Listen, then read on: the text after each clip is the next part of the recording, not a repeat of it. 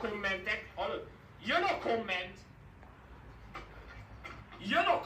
figyelj, figyelj, jön a komment, figyelj,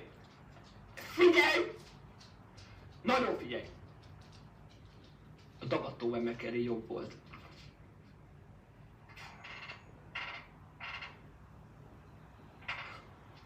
Azt azelőtt meg, mit olvastam állandóan, bármilyen képet kiraktam magamról Instára, ahol mindjárt megvan a 100 000 követő, nagyon szépen köszönöm. Hogy jó, de beuzsonnázott a gyerek! Ó, milyen apa testszeret, hát ez se éhes! Dick, azt lefogyok, azt meg most az apa!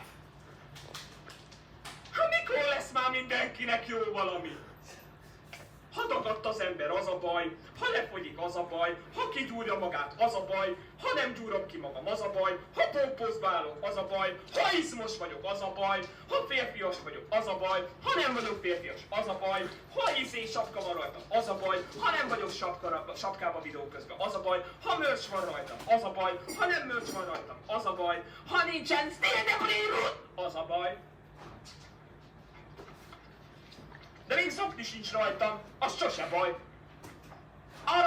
Arra sose jön egy kommentig, hogy meg kell húzzam már fel egy zoknit.